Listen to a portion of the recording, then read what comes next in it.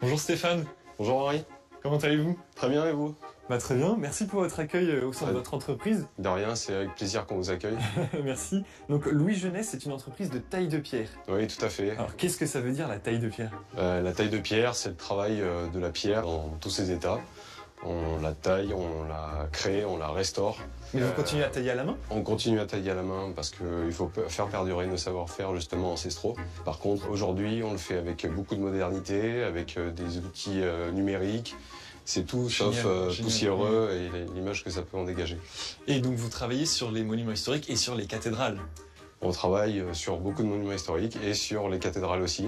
Bon j'ai hâte d'aller voir comment on fait pour tailler la pierre. Avec plaisir, venez avec moi. Je vous suis.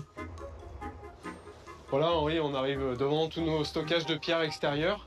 Tout est trié, Oui. calibré et répertorié sur palette. Pour constituer ce stock-là, c'est une trentaine d'années de rachat, de récupération de matériaux issus de démolition. Voilà Henri, je vous propose de découvrir notre atelier où se trouve de la pierre de Volvic.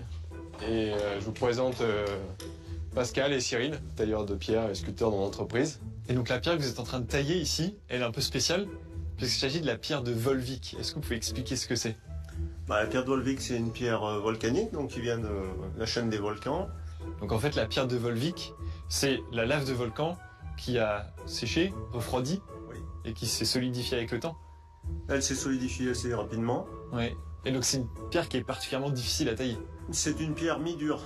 J'ai très envie d'essayer de la tailler. C'est possible ou pas? Ah oui. Je vais te donner des lunettes de protection Ok. pour tes yeux. Très bien.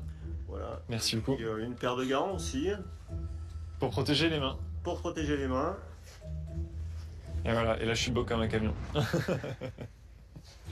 On a un bloc 6 faces qui a été coupé à la machine à côté. Et on va faire une surface qui ressemble le plus possible aux surfaces du chapiteau qu'on a à côté.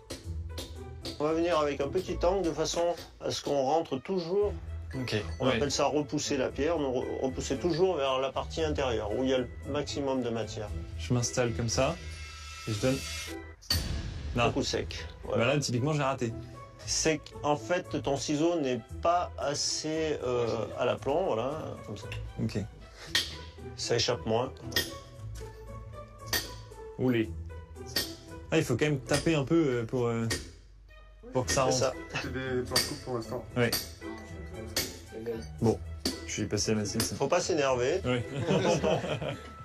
Ce qui est important aussi, c'est qu'il faut imaginer que les quelques traces de taille que vous avez fait sur cette pierre-là elles vont rester pour des décennies, voire même des siècles sur Ouais. des monuments, sur du bâti. C'est hyper intimidant en fait. C'est intimidant. J'avais une question. Un bloc comme ça, imaginons qu'il a été fait intégralement à la main. Il faut combien de temps pour le fabriquer? Au minimum 3 journées de taille. Là, on se rend bien compte du temps qu'il faut pour construire une cathédrale. En quittant les tailleurs de pierre, je réalise que l'artisanat joue encore un rôle majeur au sein de tous ces édifices religieux. Il faut que cet art perdure.